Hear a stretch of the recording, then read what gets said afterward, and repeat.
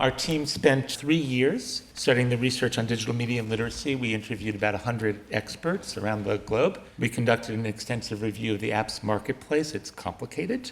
And spent time in academic and industry labs looking for breakthrough products and models. We were amazed by the amount of activity in this arena on the one hand and the, unfortunately, lack of progress and clear strategy in supporting early literacy learning on the other. I have a hard time sleeping at night knowing that more than 2/3 of America's fourth graders cannot read well.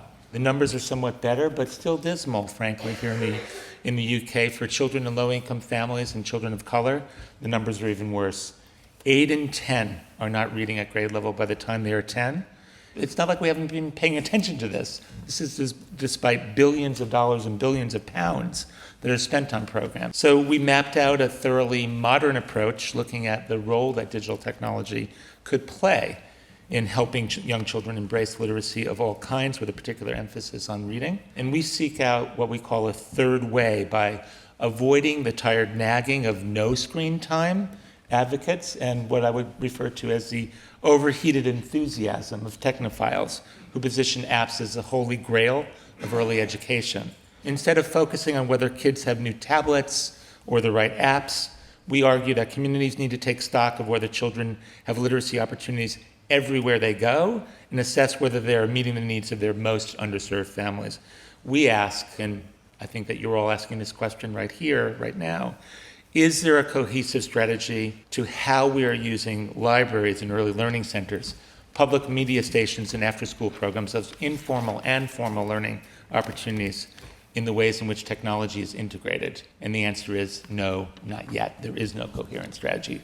For example, our research shows that more than 75% of children live in homes with mobile technologies, but little attention is paid to how they're using those devices and the ways in which parents, teachers, and librarians could be helping them use media to learn. And before you ask me, no, we do not advocate putting babies in front of screens by themselves. Infants and toddlers and older children too desperately need social interaction and meaningful conversation with their parents and caregivers. But when screens are used in joint engagement, such as the invention of Sesame Street, which was a classic intergenerational learning opportunity, when we have that kind of learning together, those serve and return moments, when we use picture books as a jumping off point for conversation, they can become very powerful tools for learning. We contend that our society needs to see technology framed in a totally new role, not as a communications advocate, not as a productivity driver. We need to look at technologies as a human relationship builder, not as a solution by itself. We need to recognize the power of parents, educators, and media in combination with each other. First, we need to worry about the quality of the content. Second, we need to worry about the context of the interaction.